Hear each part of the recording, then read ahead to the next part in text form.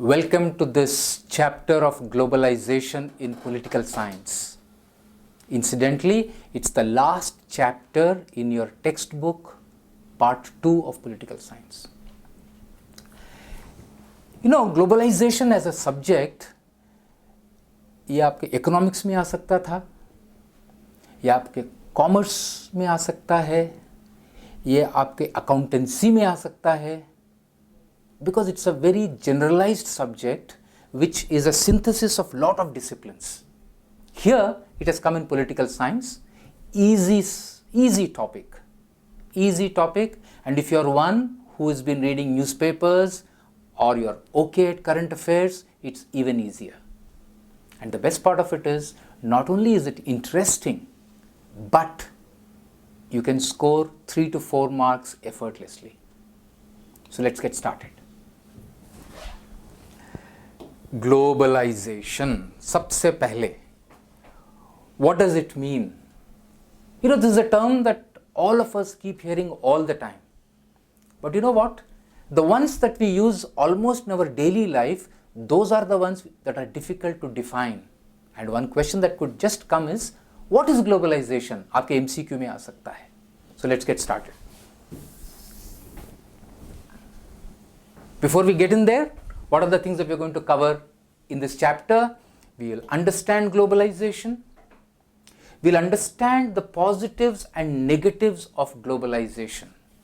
For anything, there is always the debit side and the credit side, the positive side and the negative side. We will talk about the origin, when did it start, the causes and the consequences. We'll try and interpret this subject from the context of India especially, and we'll close the chapter with resistances to globalization, the perspectives. There are people who resist this as a phenomenon. We will look at those two schools of thought before signing off with a couple of questions. Okay, here we go.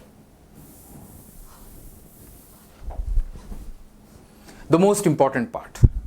And if you ask me to finish the entire chapter with one slide, one discussion and 5 minutes, this is what that slide is.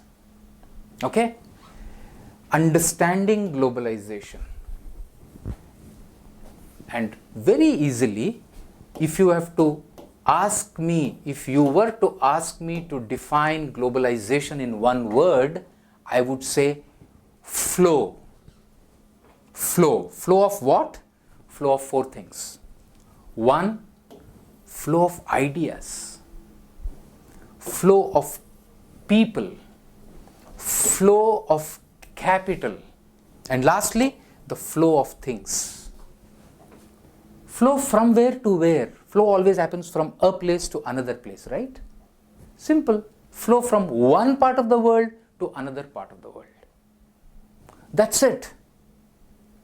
And if somebody asks you or uses the word globalization, we've never paused and defined it in this format, have we?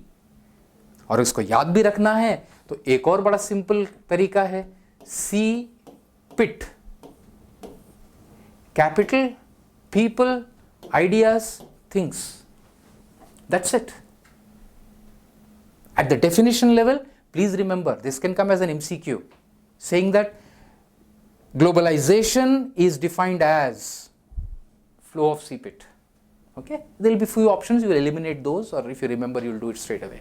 Now let's just spend a minute on each of these to go a little deeper and understand it from a conceptual standpoint.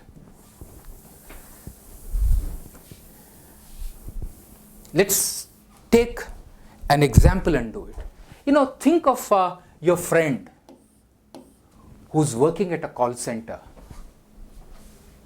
Okay? And what is happening in that call center? Perhaps it's an airline ticket bought by a customer sitting in London of an airline called American Airlines, which is in the US, and उसमें refund मांग रहे हैं, उन्होंने phone dial किया है, that has been picked up by a call center of American Express in either Bangalore or Gurgaon, and that person is your cousin or sister, and she's solving a problem of a customer sitting in London, of a product or a service which is sitting in the US, and the transaction resolution is happening in Bangalore. That's an example of globalization. Okay? Let's take another example. And this is an example of flow of a service from one place to another. पहले क्या होता था ये? This would have happened in Texas. The call center person would have been in Texas. The company would have been in Texas. And जो call गया होगा वो London से गया होगा, तो किसी ने यूएस में उसको पिक किया होगा. फ्लो ऑफ आइडियाज की ओर आते हैं. You know how Flipkart started? These two youngsters who graduated from an IIT, they wanted to start a company and they heard about this phenomenally successful innovation done by a young guy called Jeff Bezos in the US. उन्होंने कहा कि यार ऐसा चीज US में हो रहा है, फिर तो इंडिया में भी होना चाहिए. The difference was the internet happened in the US maybe 10-12 years prior to the bandwidth becoming available in India, the awareness becoming available in India, the purchasing power becoming available in India. But at the heart of it, it was a flow of an idea which was executed already in the US by a company called Amazon, and two youngsters picked it up. How did it happen? It happened because of globalization. Meaning what? Internet में पढ़ लिया, case studies देख लिए, शायद YouTube आ गया था, lot of things. The causes of how the process of idea flowing from there to here, that's an interesting thing. We'll come to that in a moment, but that's an example. Number 3, even political thoughts moving from one part of the world to another part of the world is part of globalization. For example, when communism began to grow in the Soviet Union, and then the Eastern European countries were impacted by it, they saw the success of it in Soviet Union and they adopted that. That was a globalization of a political thought called communism. Post World War II, post 1950s and 60s, capitalism began to rise because people saw United States as a very successful society, very successful economy. Many countries embraced thoughts that came out of the US, out of Western Europe, and mimicked them, adopted them, and they began to benefit from it. Make sense? So globalization जो है किसी service का हो सकता है, किसी idea का हो सकता है, किसी पॉलिटिकल थॉट का हो सकता है. Let's take a few more examples which you might not have thought of it like that. For example, people. Sundar Pichai represents that in some way. You know, a young graduate from IIT Kharagpur wanted to pursue higher education, picked up GRE as an exam, went to the US, got scholarship, got teaching assistantship, got admission into the best university, and there is a whole generation of youngsters who moved from India to US, for example, and it could be even to Australia, to UK, to Canada, or the reverse. A large number of people travel to India for education. And we are worried about this at some point in time called, is it a lot of brain drain that is happening in India? Which means, are we losing bright, talented people to other parts of the world? Short term में लग रहा था कि नुकसान है, but long perspective में देखेंगे तो आप कहेंगे कि तो बहुत अच्छा हुआ था. Some other time, some other discussion. Another example of the same flow of people is this young girl who was deeply enamored of Bollywood, wanted to become an actress, grew up in London. She moved to Bombay. We're talking about Katrina Kaif. Or each one of us in our family, we know a few people, cousin, somebody who has traveled abroad. Okay? That's one example, one dimension of globalization. Quickly, let's go to the other side of globalization. Capital. Capital is what? Capital is rupees or dollars moving from one country to the other. So, if Flipkart is a super success and there is a fund, an investment company that wants to invest in Flipkart in India and they buy shares of Flipkart or any other company, an Asian Paints or Hindustan Lever, and the money is not an Indian money, but they think India as a country is growing. That's the flow of capital. Similarly, you could be doing it. If you are interested in Bitcoin and you say $1 and you have the fractional ownership of Bitcoin, you don't know which part of the world that Bitcoin is in, but it's in your account. That's the flow of capital from one part of the world to another part of the world. Lots of examples, but I'm assuming that you've got the gist of it. Commodities. All around us, it is there, but we don't pay enough attention to it. You know, the iPhone or the mobile that you own, Samsung, South Korean company, Apple, American company, manufactured in China, packaged in Chennai. Do you see globalization? The car that you drive in, the brand of car that you have, chances are that the components of it are manufactured in 10 different countries. What about globalization of not just the brand, but the eatables, falafel or a burger? When we were kids, we never had tasted these two things. But over the last 20 years, due to globalization, a lot of these things are happening.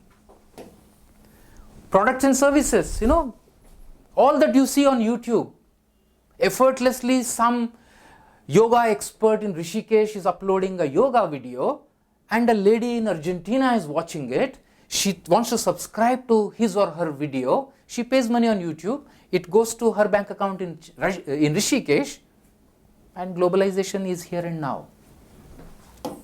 Lastly, very similar to falafel and dosa, in globalization, even the cultures have moved. We'll come to it a little later again. Make sense? In gist, it is very simple flow of C, P, I, T on an everyday basis. Okay? Let's move forward. Quick gist of the positives and negatives. I know you can guess it already. You know it already if you've got it. You've got the gist of it. But let's देखिए, a youngster who has just done her class 12th today can work in a call center and earn a decent amount of money, which was unthinkable 30 years ago. Such an opportunity didn't even exist. And it is benefiting both the people. Instead of paying $40,000 in the US to get that work done, that company is only paying equivalent of maybe $5,000 in India. They are saving money, and here youngsters are getting opportunities.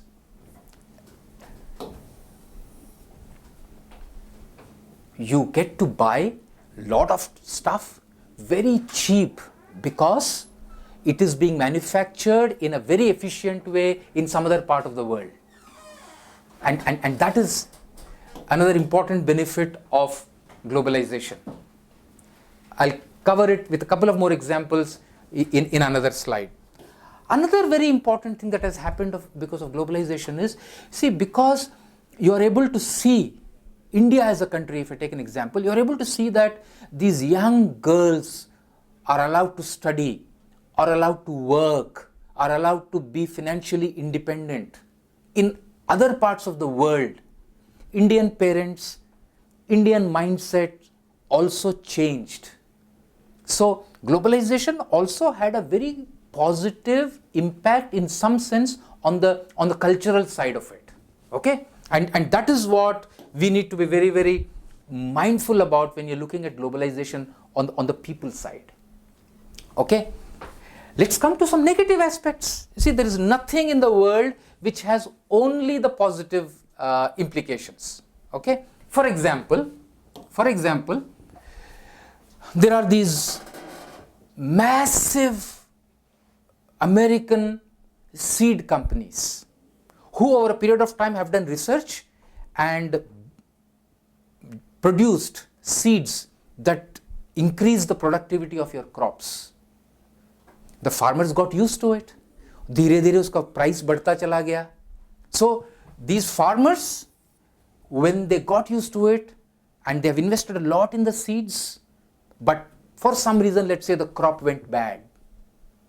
They were in a situation where they couldn't go back to the cheaper seeds because the productivity will fall, and they could not pay back because the crops had gone bad. This is a very recurring phenomenon, and there are a large number of NGOs that fight against these seeds wale MNCs in India.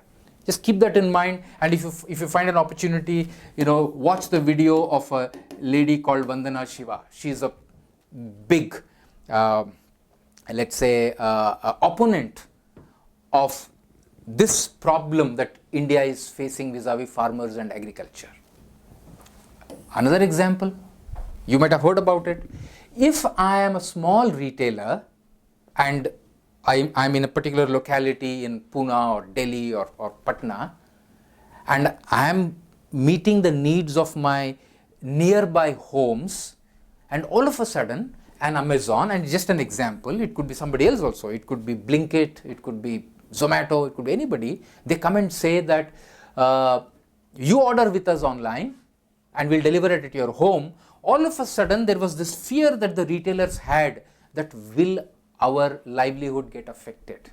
That's an example that is being experienced by a variety of people. That's because now these big guys have come, and will they kill the small guys is one of the possibilities, one of the things that has happened if you don't adapt. Another example, पहले नहीं होता था कि आप R.D. Burman थे या A.R. Rahman or some music director or a lyricist, you heard a nice tune in some part of the world, अरे बहुत अच्छा लगा, आपने उसका गाना बनाया, you put it in a movie. 35 years ago, 25 years ago, the guy in Hollywood or in London or in Spain, he didn't hear your music, so you're fine. Now it's not possible. And you put out something even in YouTube, and you take a small music from some another track, you get a legal notice. YouTube blocks your video. You know that, right? An example, negative ka hai, positive ka hai, but I have put it here. I don't know, you could call it negative also, because the person who's genuinely building it, he says it's a good thing to happen. Okay? Another very interesting little, what should I say, extreme case, but a Muslim girl, someplace in Calcutta or Bhopal or Trivandrum, she gets a threat from an extremist organization, and you could take the other example also. Okay, it's about, gets a threat from some place saying that why are you not wearing hijab? It could be ulta also, a Hindu extremist organization threatening me. Okay, but what has happened is people are able to keep track or do things which were erstwhile not possible. Okay, let's move ahead. ये बताइए कि globalisation कब शुरू हुआ? You think it's 20 years old? You think it's 100 years old? What is the origin? Perhaps it has happened since the time human beings came into existence. No? Where did we all take birth? It is said that, 50,000, 70,000 years ago, Homo sapiens, our ancestors, we started our journey in Africa. Now we are there in all parts of the world. Some have become yellow in color, some have become white in color, some have become black in color, because of various reasons. But globalization of people and then various other things has been happening since time immemorial. Okay? If you look at the recent past, when I say recent, I'm talking about 1500 years ago, 800 years ago, when these empires were there. India was a Samruddha nation, China was very active, you know about the Silk Route, Civilizations grew along Ganges and going all the way from Shanghai to Europe, through the Himalayas. It has happened. Okay, so the origin of it is as old as you and I can imagine. However, in the recent past, what has happened is the speed of it, the scale of it has become enormous. How? Because of technology. What do you mean by technology? You know, हम लोग हमेशा सोचते हैं जो मुझे समझ में आता है उसको हम किसी और नाम से बुलाते हैं, जो समझ में नहीं आता उसको हम टेक्नोलॉजी कहते हैं. समझ में आया? नहीं. Invention of wheel enabled faster movement. It's an invention, right? It was technology. Now everything has a wheel, so we don't think about it. What about train? Even when in our great-grandfather's time or grandfather's time, a lot of people, the super rich people would have a horse 100 years ago because automobiles were not yet invented.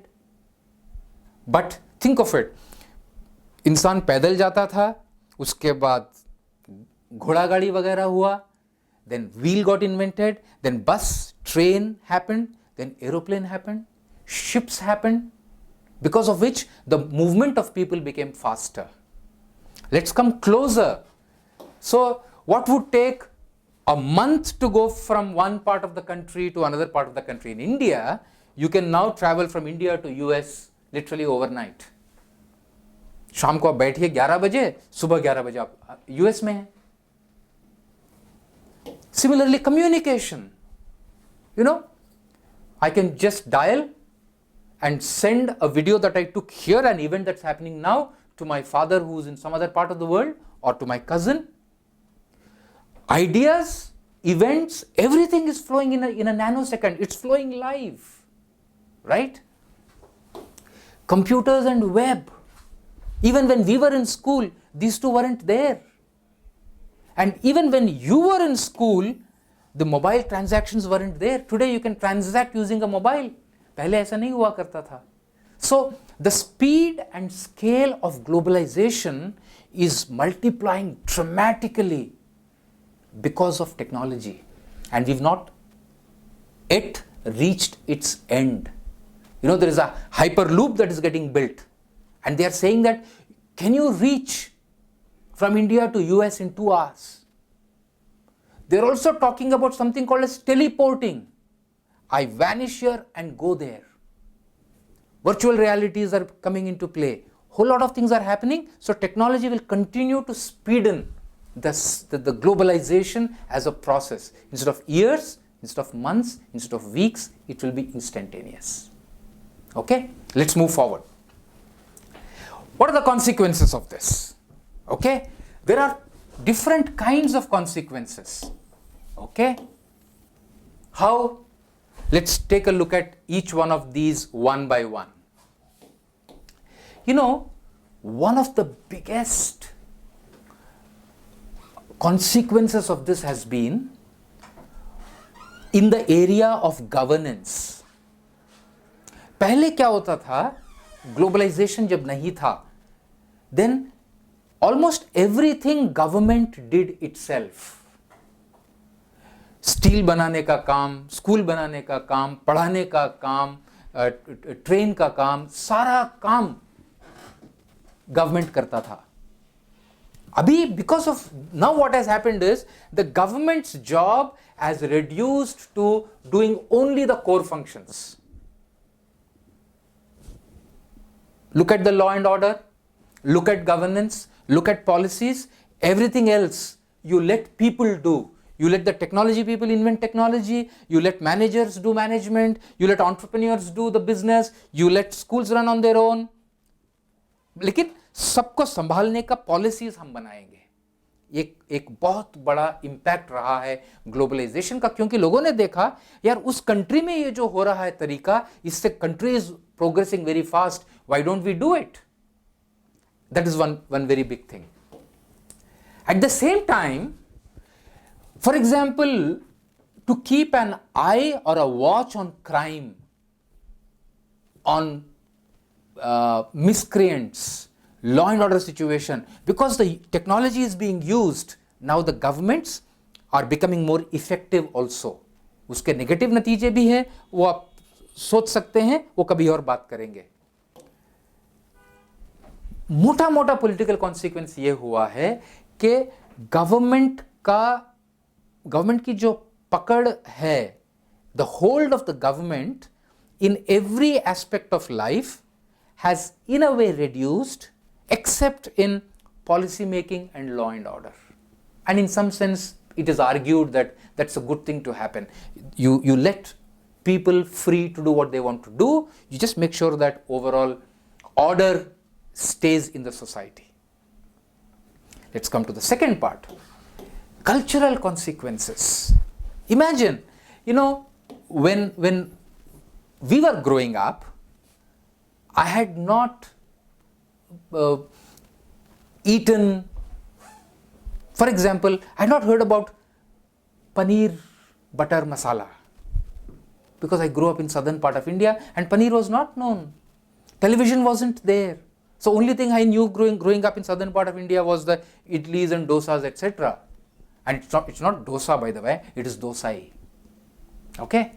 But when we saw all of this evolve, food traveled from one part of the world to the other. Similarly, what we wear has changed. What we hear as a language has changed. So, and these things started affecting us, right? Another thing that happened, homogenization happened, which means somebody would wear South Indian kind of dhoti, somebody would wear South Indian kind of sari, somebody would wear North Indian kind of kurta. These were very specific to different people. Similarly, the suits and the ties were seen only in cold countries in Europe. But slowly, some people started wearing it in India, here, etc., etc. So almost everyone started to look very similar in different parts of the world. So a jeans and t-shirt now you can see in any part of the world like I am wearing. And that too across genders, across geographies, across climates. At the same time, there was some little heterogenization also that happened. For example, today you would hear of a paneer dosa. Unthinkable innovation somebody done. Paneer has come from the North Indian practice, dosa has come Southern Indian practice, and they have merged together. Similarly, which you would now find in the US, where people are wearing jeans with a short kurta. Short kurta is an innovation from a long kurta in India. Indians started to wear it, were feeling comfortable. An American friend saw me wearing it, now he or she also wears it. Make sense? Very fascinating story. Similarly, all of these we have already spoken about. Languages. We today talk about English. जैसे मैं बोल रहा हूँ, English भी बोल रहे हैं, थोड़ा हिंदी भी mixed है. It could be similarly mix of any two languages, or just the languages have moved from one country to the other. And a most important thing about culture is not a static thing. When different cultures speak with each other, interact with each other, it leads to cultures exchanging the different facets, aspects of it, and it evolves. Okay? If somebody were to travel 100 years back, everything about the way we lived our life would be very different from how we are living in the same geography, in the same home. That's because many cultures are interacting, and globalization has rapidly changed that in the last 100 years. Let's come to the third part on how has this globalization, how has this had economic consequences? In general, what has happened is life has got liberalized, economy has got liberalized, greater freedom, less restrictions.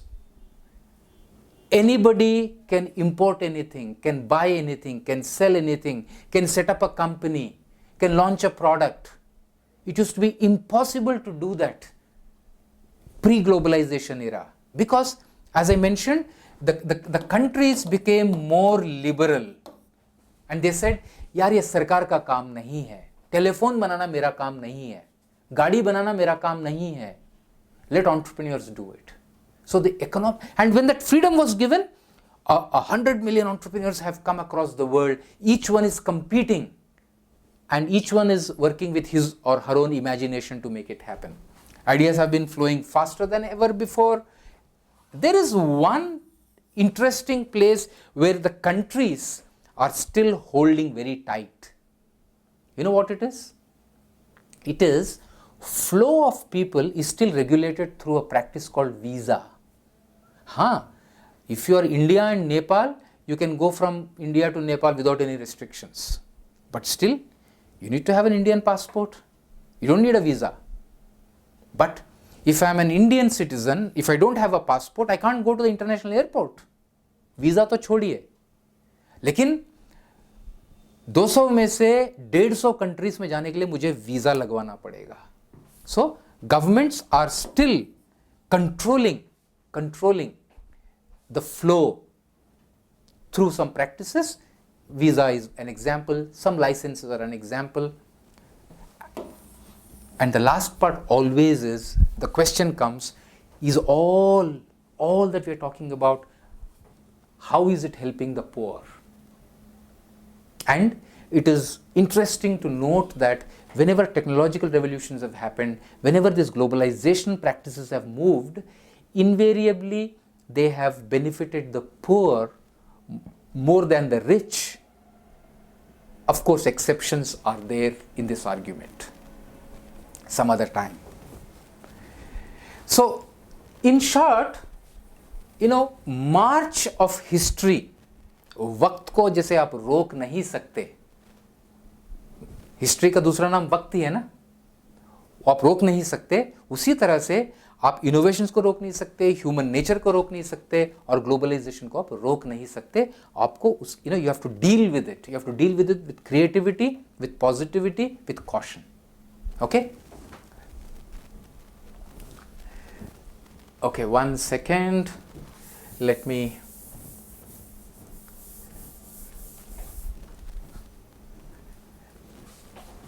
get to the next segment of it, which is very briefly, how has globalization played out vis-a-vis India. We already covered a few parts. Let's just see if during the colonial period, what used to happen? The Britishers, they used Indian cotton, Indian indigo color, raw materials यहाँ से लेते थे, Europe London भेजते थे, final products यहाँ लाते थे. So the raw material export was very strongly practiced and they made a lot of profits, money, because of value addition that happens from a raw material to the final product, but this was there in place.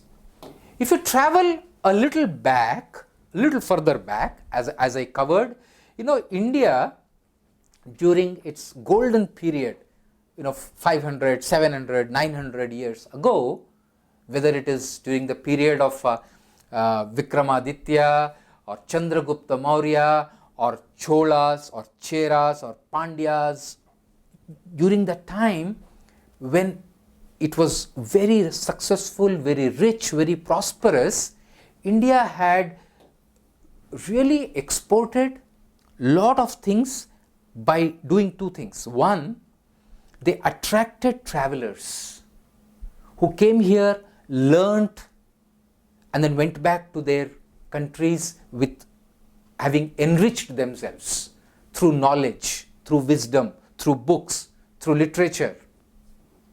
Also,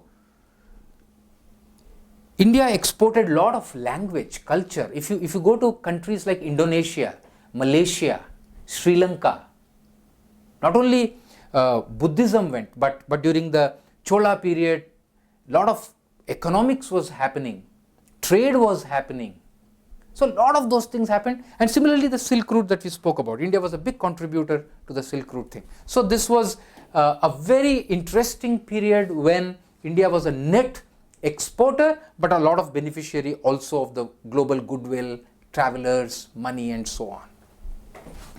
Let's quickly look at the recent past.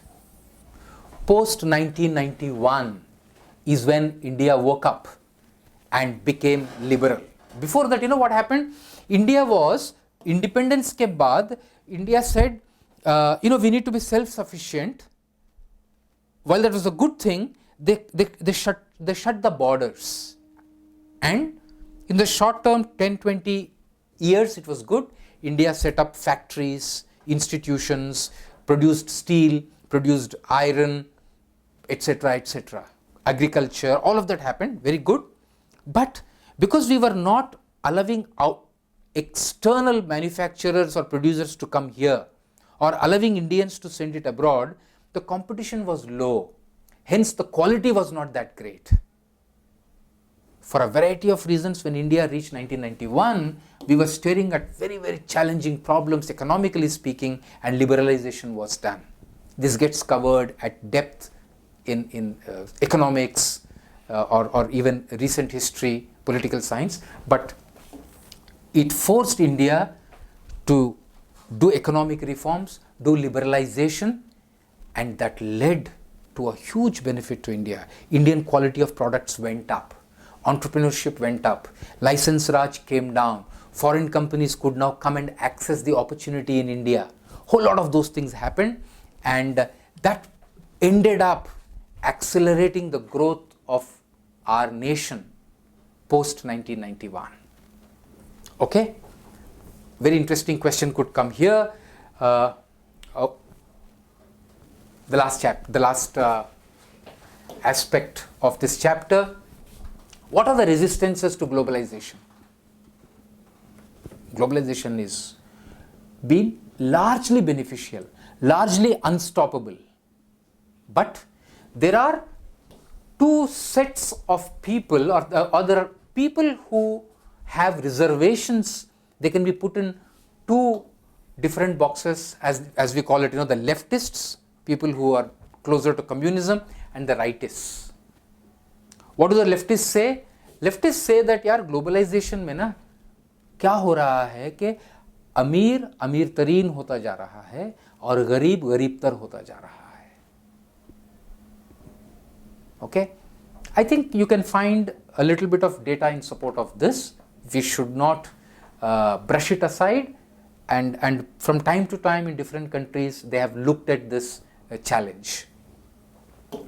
Second thing is, if it is not tempered by the government policies, ऐसा ना हो कि the weak and their voice is not represented and they become marginalized. Important thought, maybe a derivative of the upar wala thing only, but that is another thing. Number 3, there are negative effects on politics and economics and culture, they are saying. They say that, some things that are happening are not necessarily good, and so on. But, any invention, for example, we invented knife. If I use knife to cut vegetables, it's good. If I use knife to slit somebody's throat, it's not good. So it's not about the invention. It's about the human nature, human intent of how do I use it or how do I misuse it. Be aware of it. They also oppose entry of MNCs. They say that when they come here, they start to affect or hurt, harm local traders, local manufacturers, local entrepreneurs. Partially true, partially may not be true, but be aware as a student of political science, as a student of globalization, to this perspective of the people on the left. People on the right, perhaps one significant thing they talk about, saying that, these Western people are coming and they are spoiling the culture of our people. you would have heard about all of these things. बच्चियों को ये नहीं करना चाहिए, वो लोग पढ़ा रहे हैं, ये वैलेंटाइंस डे क्या मनाते हैं, मजाक बना रखा है, ये कौन सा कल्चर हम इंपोर्ट कर रहे हैं. So they are worried that is our culture going to be taken over by some other culture. That's a worry that these people on this side have had. It is not about a particular religion, it is people who are very right wing in and belonging to any religion, gender, etc. This has been their dalil against globalization.